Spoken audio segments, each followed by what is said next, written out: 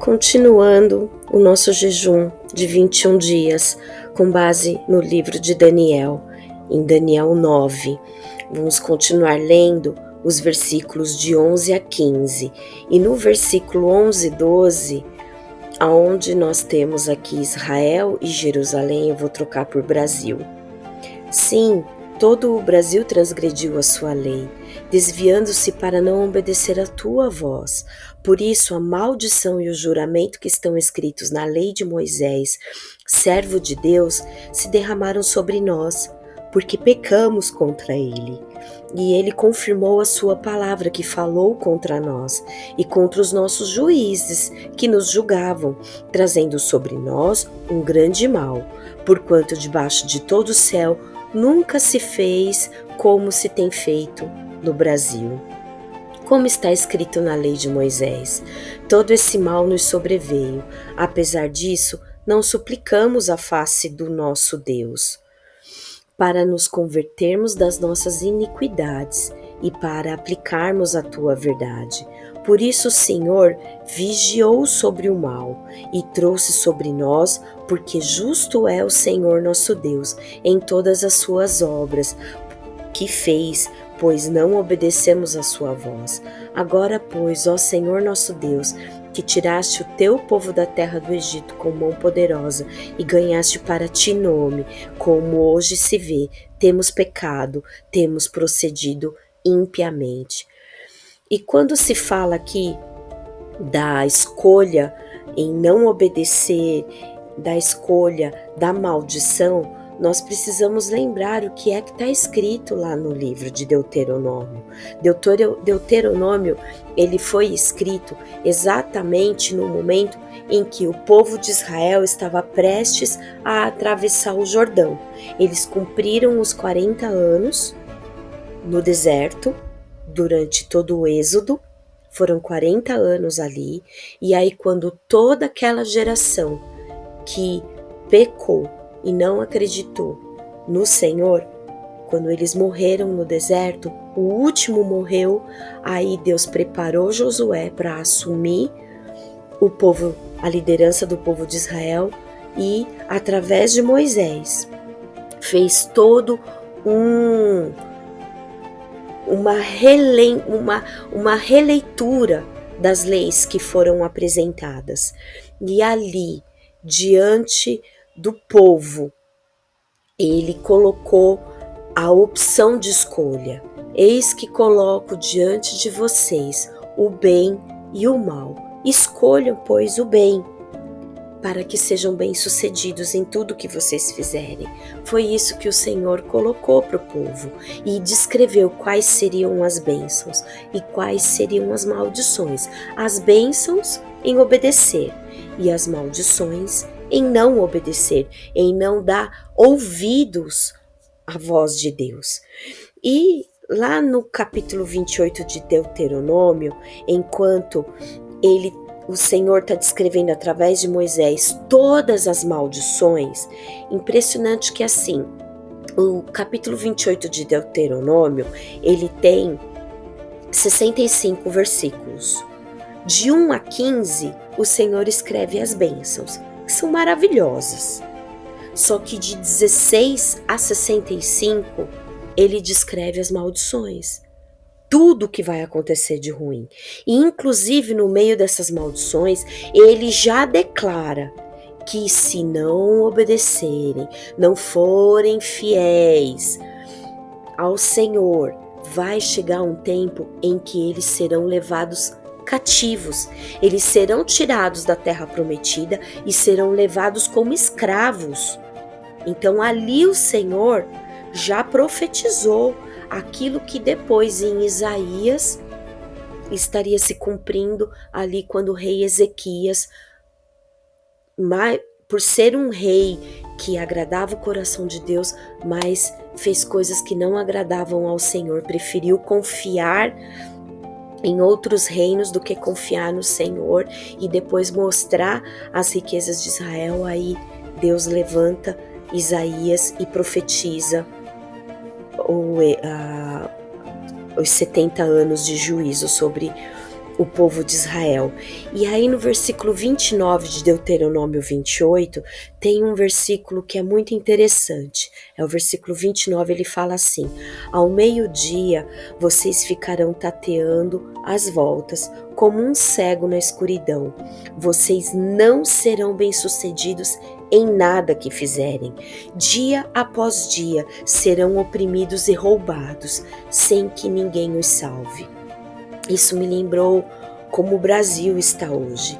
Como que nós estamos vivendo no Brasil hoje? Nós precisamos pagar 6 meses de impostos. Você trabalhador, eu trabalhadora. Nós trabalhamos 6 meses para o governo. Antes eram 5, agora já aumentou para 6 meses. A gente trabalha meio ano só para pagar os impostos. E depois nós vivemos mais meio ano para pagar as nossas contas pessoais. Isso não é roubo? Isso não é viver na escuridão? O que mais precisa acontecer no Brasil para que a igreja se desperte e entenda que por conta da nossa desobediência, porque aquele que vive fora da comunhão com Deus, vai obedecer o quê? Já está em pecado. Mas nós que conhecemos a palavra do Senhor, nós que conhecemos as promessas, nós que conhecemos aquilo que são os princípios da palavra e escolhemos deliberadamente não viver os princípios, estamos junto com todo o povo colhendo os frutos da nossa má escolha. Mas quando que nós fizemos essa má escolha? Em que momento que nós erramos como nação brasileira para estar vivendo as maldições? Hoje termos um presidente que está vigiando tudo que os nossos líderes estão fazendo, a ponto de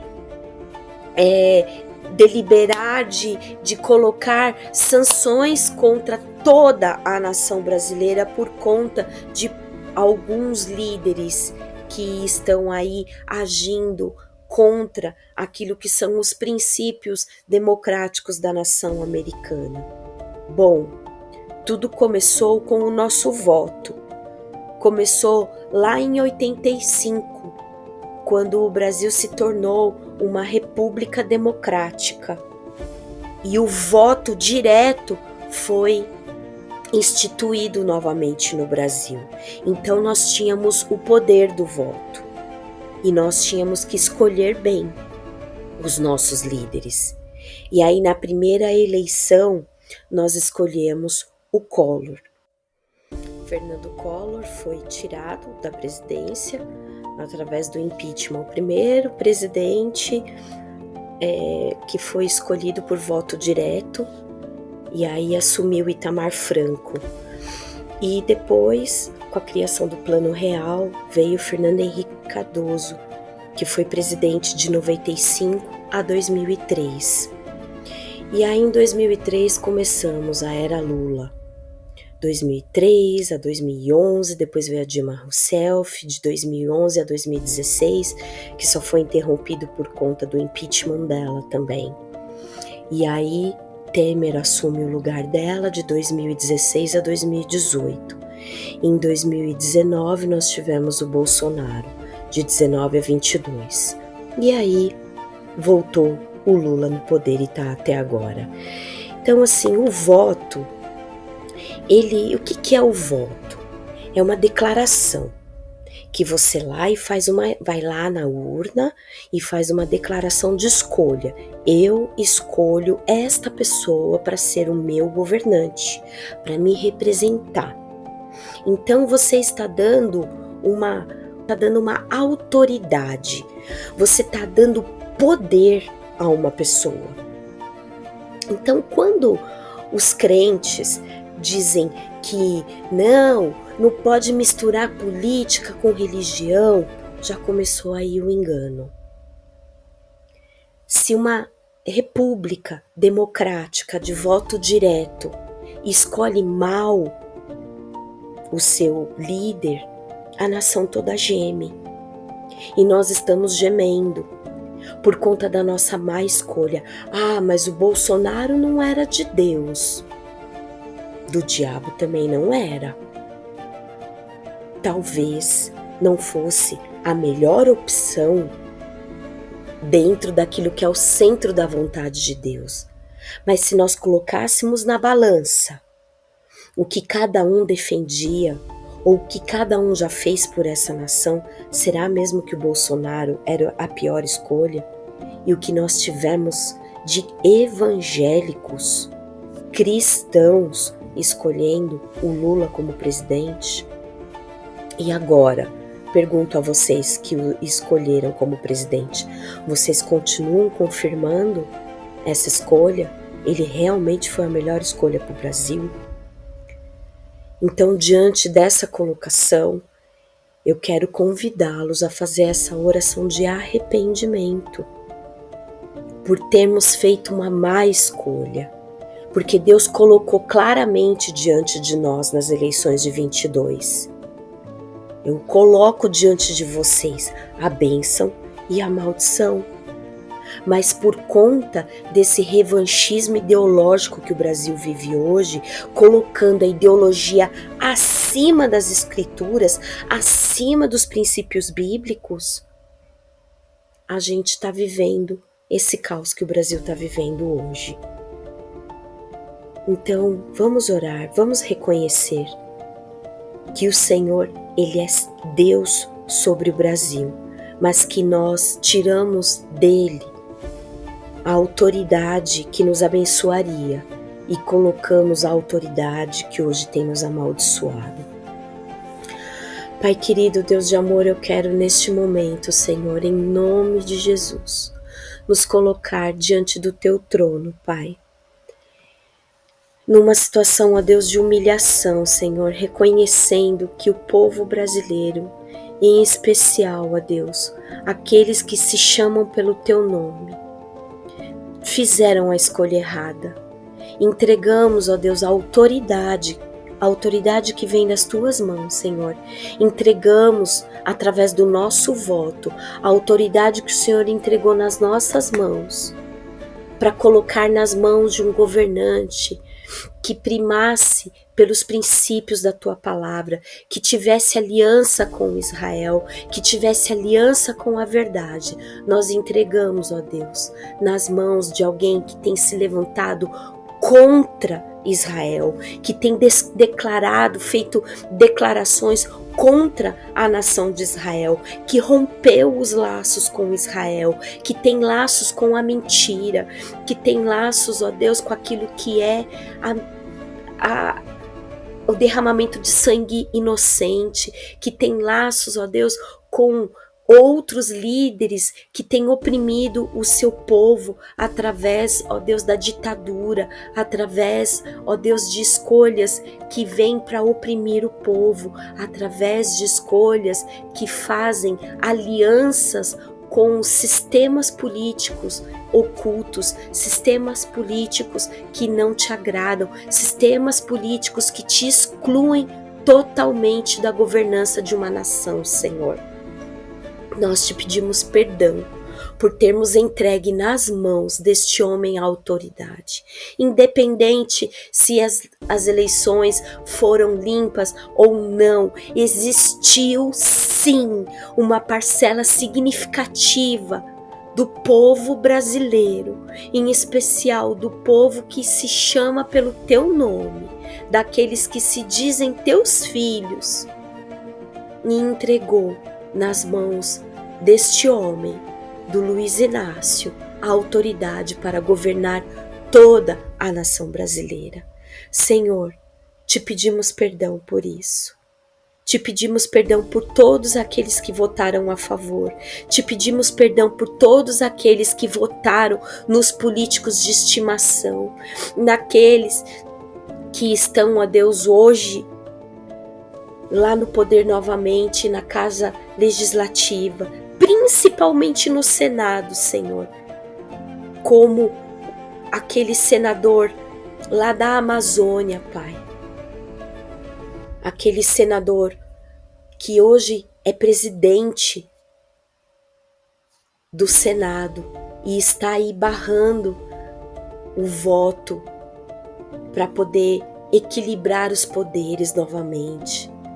Todos eles foram colocados lá através do voto. E quantos cristãos votaram neles, ó Pai?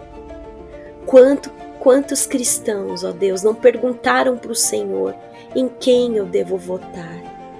Qual é a tua vontade para a minha nação? Qual é a tua vontade? Quem é o governador que o Senhor quer colocar no meu estado? Quem é o senador? Quem são os deputados federais, Senhor? E simplesmente votaram por achismo, por conveniência ou por ideologia, Pai. Perdão, Senhor, por todos esses votos. Nós nos arrependemos, Senhor. Nos arrependemos, Pai, porque se o Brasil está na situação em que está, ó Deus, vivendo este mal, estamos, ó Deus, pagando tributos para o judiciário viver como uma monarquia. Estamos pagando tributos, ó Deus, para o executivo ficar aí viajando o mundo inteiro às custas do imposto suado do trabalhador brasileiro. Ó Deus, não queremos mais viver desta forma, Pai, e por isso nós te pedimos perdão. Perdoa-nos, perdoa-nos como igreja, como nação brasileira. Perdoa-nos, ó Deus. E ajuda-nos, abre o entendimento intelectual.